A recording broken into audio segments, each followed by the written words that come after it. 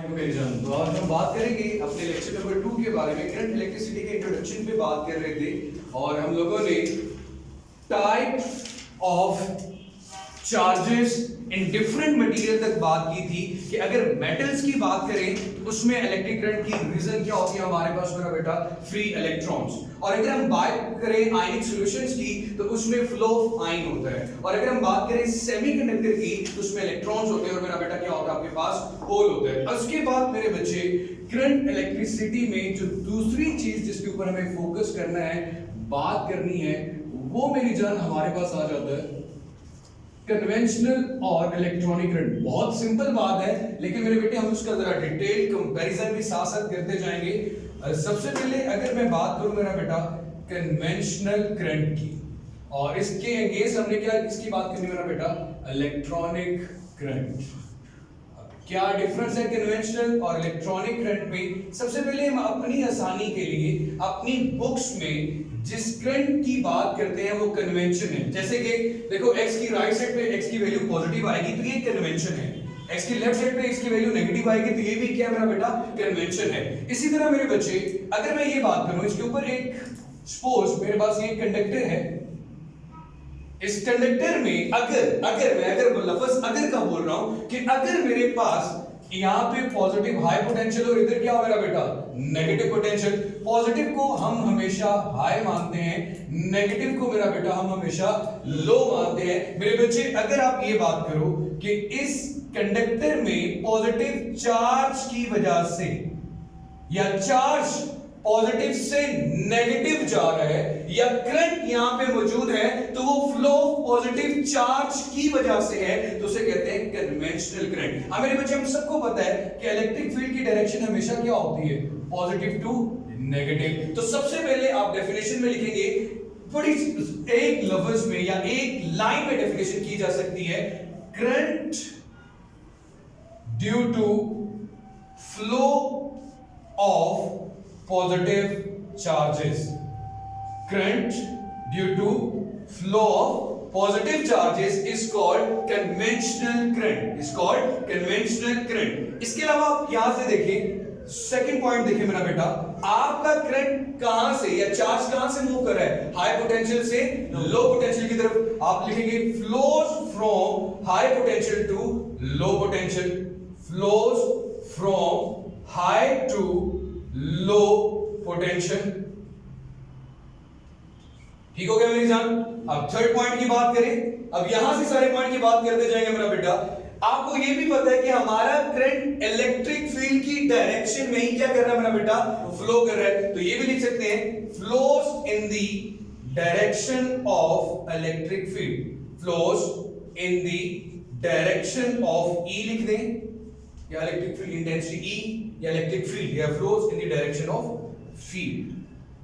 अब मेरे बच्चे इलेक्ट्रॉनिक करंट की बात करते हैं। इलेक्ट्रॉनिक करंट का मतलब प्रैक्टिकली हकीकत में एक्चुअली होता क्या है, आपने वायर के एक एंड पे दोबारा फिर पॉजिटिव अप्लाई किया, दूसरे एंड पे मेरे बेटे नेगेटिव अप्लाई किया।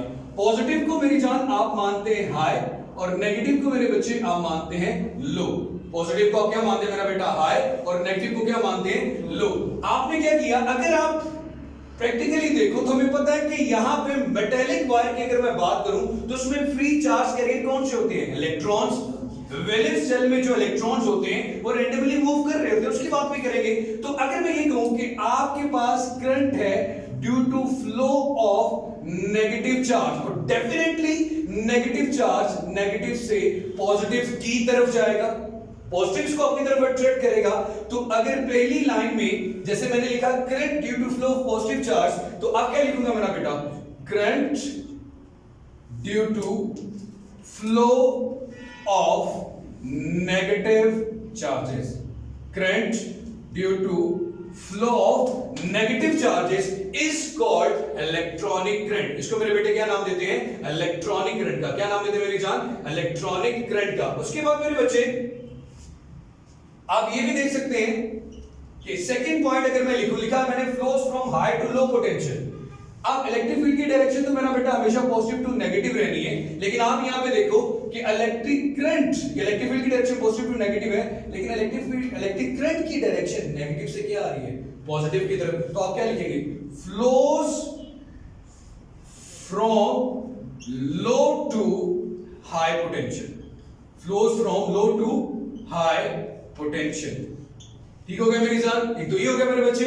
अब लास्ट वन आपके पास मेरा पुत्र ये आता है, flows against the direction of feed, flows against the direction of feed. तो आप ये लिख ले मेरा बेटा, flows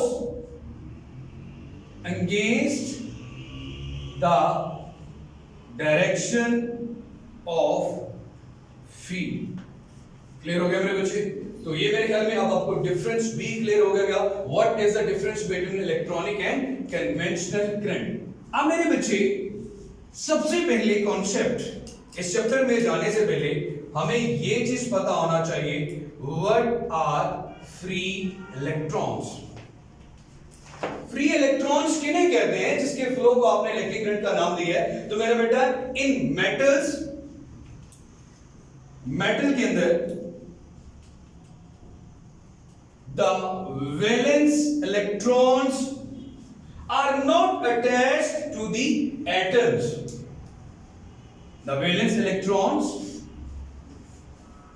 are not attached to the atoms. यहां लिख दे दो मेरा बेटा, अगर इशू आ रहा है लिखने में, not attached to the atoms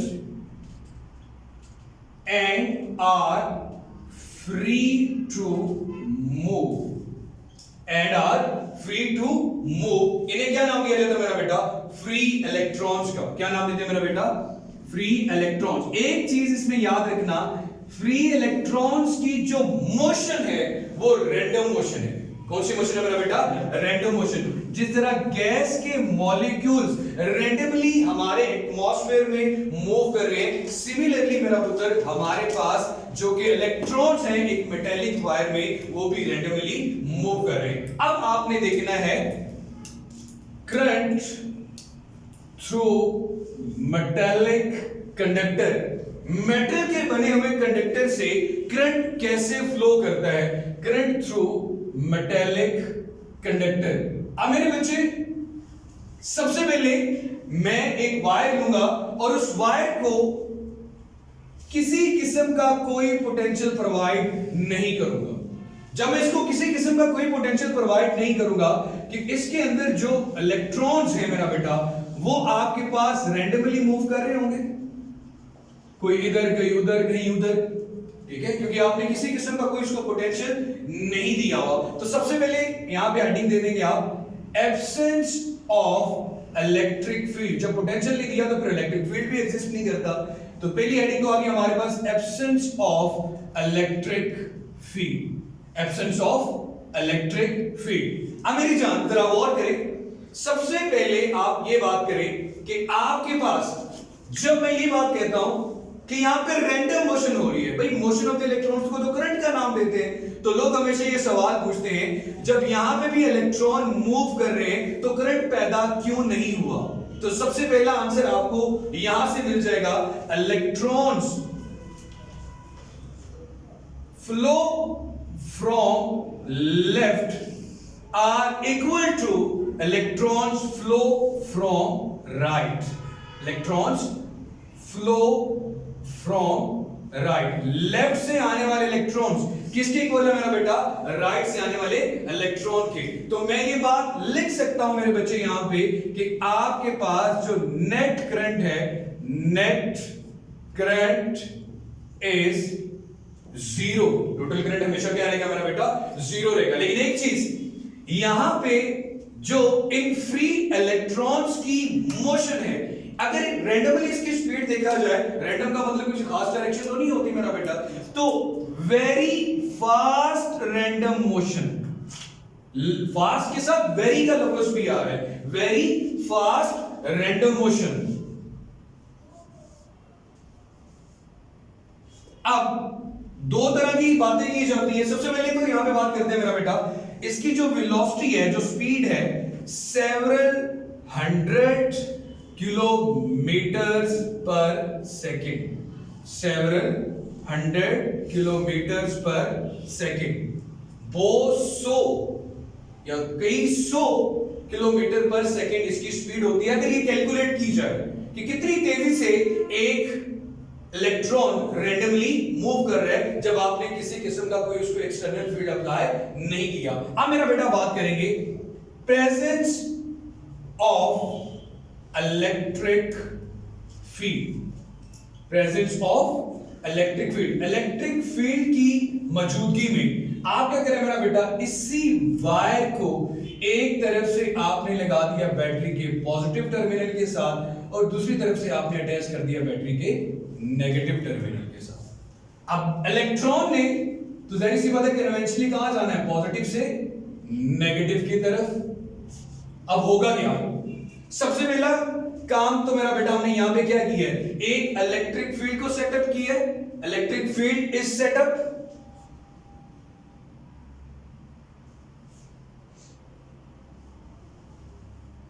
एक इलेक्ट्रिक फील्ड बना दिया। अब आपके इलेक्ट्रॉन्स मूव करेंगे to the direction opposite to the direction of field, या आपके पास मेरा बेटा ये क्या जाएगा, जहरी सी बात है अब इसने मूव करना है 5 मिनट मजीद। Electrons move to the direction of the field या फिर opposite to the direction of the field. Convention बात करोगे तो in the direction of field जाएगा, इलेक्ट्रॉनिक करंट की बात करोगे तो opposite to the direction of the field जाएगा। अगर मैं इलेक्ट्रॉनिक करंट की बात करूं तो वो क्या होगी, इसकी डायरेक्शन क्या आ जाएगी मेरा बेटा, opposite to the direction of field. अब मसला ये हुआ कि अब आपका इलेक्ट्रॉन मूव करना शुरू हो गया है engage the electric field, move opposite to the field. ठीक हो गया जी, मान लिया। लेकिन कॉन्सेप्ट यहां पे ये फायदा होता है मेरे भाई कि अब इलेक्ट्रॉन एक खास डायरेक्शन में जा रहा है, चाहे उसने ऑपोजिट बोला या सेम बोला, लेकिन डायरेक्शन तो स्पेसिफाई आई, या तो पॉजिटिव से नेगेटिव जाएगा या फिर नेगेटिव से पॉजिटिव जाएगा। जब मेटल की बात करूंगा तो इलेक्ट्रॉन्स और इलेक्ट्रॉन को देखो तो किसकी तरफ जाएंगे, पॉजिटिव की तरफ, opposite to the direction of the field. होगा क्या, इलेक्ट्रॉन जब नेगेटिव से पॉजिटिव की तरफ जाएगा तो उसकी कोलिजन होगी यहां पे मौजूद एटम्स के साथ। पहले तो वो रैंडम मूव कर रहा था, जहां दिल किया वहां चला गया, अगर कोलिजन से टकराव नहीं होता था, इधर उधर जहां दिल किया चला गया। अब उसने स्पेसिफिकली यहां से यहां तक आना है, तो रास्ते में मौजूद जितनी ट्रैफिक है, जितने एटम्स हैं, वो इसको क्या करेंगे मेरा बेटा, तंग करेंगे, रोकेंगे, नहीं जाने देंगे। तो आप लिखोगे मेरा बेटा, इलेक्ट्रॉन्स कोलाइड एक्सेसिवली, बहुत ज्यादा एक्सेसिवली विथ लैटिस एटम्स, और जहरी सी बात है बार बार टक्कर खाने की वजह से इसकी वेलोसिटी क्या हो जाएगी, कम हो जाएगी। And acquire average velocity, and acquire और हासिल कर लेता है एक एवरेज वेलोसिटी को।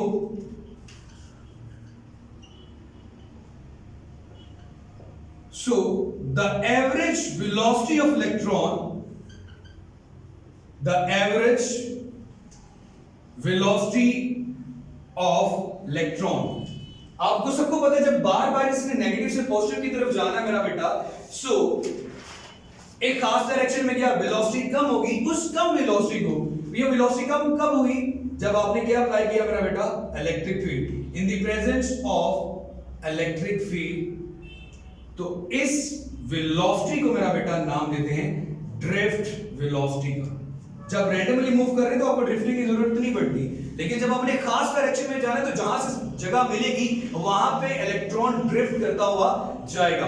अब अगर मैं केपीके की बुक की बात करूं तो यहां पे वैल्यू लिखी हुई है मेरा बेटा 10⁻⁻⁵ मीटर पर सेकंड। सेवरल 100 किलोमीटर पर सेकंड से आप कहां तक आगे मेरा बेटा 10⁻⁵। तो केपी की और फेडरल की बुक के लिए ये, और अगर सिंध पंजाब की बुक की बात करें तो यहां पे वैल्यू लिखी 10⁻³ माइनस के ऑर्डर में ही आपके पास ये वैल्यू आ रही है। मैं केपीके प्लस फेडरल लिख देता हूं और यहां पे पीटीबी। अब मेरे बच्चे सबसे पहली बात तो ये हमें हमारे पास पता चल गई कि अब इलेक्ट्रॉन एक खास वेलोसिटी से मूव करेगा, जिसे क्या नाम देंगे मेरा बेटा, ड्रिफ्ट वेलोसिटी का। अब ड्रिफ्ट वेलोसिटी आपकी बुक में नहीं, एक डेरिवेशन लिखी होगी या फार्मूला, ड्रिफ्ट वेलोसिटी v के साथ d लिख देना, ड्रिफ्ट वेलोसिटी को शो कर रहा है। ये कैलकुलेट करने के लिए आप ये फार्मूला लिख सकते हैं NEA। I किसको रिप्रेजेंट करेगा, इलेक्ट्रिक करंट को। N किसको रिप्रेजेंट करता है, नंबर ऑफ इलेक्ट्रॉन्स। E उस इलेक्ट्रॉन के ऊपर चार्ज, और A cross sectional area of the wire. इसको मजीद आप थोड़ा सा याद करने के लिए ये भी कर सकते हो। आपको पता है बेटा V किसके इक्वल होता है, I R के। I की वैल्यू निकालो तो क्या होती है मेरा बेटा, V/R। इसमें जरा वैल्यू पुट करें आई की जगह पे v ओवर, मैं हमेशा कहता हूं कि v ओवर नियर कर ले, v ओवर नियर, तो ये आपके पास किसका आंसर आ गया मेरा बेटा, ड्रिफ्ट वेलोसिटी कैलकुलेट करने के लिए आपके पास एक फार्मूला आ गया। अब आप सबको एक चीज भी पता होगी कि अगर आप मेटल के अंदर लेंथ को बढ़ाते हो तो रेजिस्टेंस क्या हो जाती है, बढ़ जाती है। अगर रेजिस्टेंस बढ़ जाएगी तो ड्रिफ्ट वेलोसिटी क्या हो जाएगी, कम हो जाएगी। ड्रिफ्ट वेलोसिटी क्या हो जाएगी, कम हो जाएगी। सिमिलरली आपको ये भी पता है कि अगर आप रेजिस्टेंस का टेंपरेचर के साथ रिलेशन देखें तो टेंपरेचर में भी कब चेंज आ रहा है, जैसे जैसे आप मेटल का टेंपरेचर बढ़ाते हो कूलिंग बढ़ती है, रुकावट बढ़ती है, तो रुकावट बढ़ने से अगेन ड्रिफ्ट वेलोसिटी क्या हो जाएगी, कम हो जाएगी। इसका मतलब जितनी ज्यादा रुकावट होगी वेलोसिटी उतनी ज्यादा कम होगी। और रुकावट को हम अपने इलेक्ट्रॉनिक्स या इलेक्ट्रिसिटी में किसका नाम देते हैं मेरा बेटा, रेजिस्टेंस का। तो आज का टॉपिक मेरी जान हमारा यही पे, और उसके बाद हम देखेंगे एक छोटा सा टॉपिक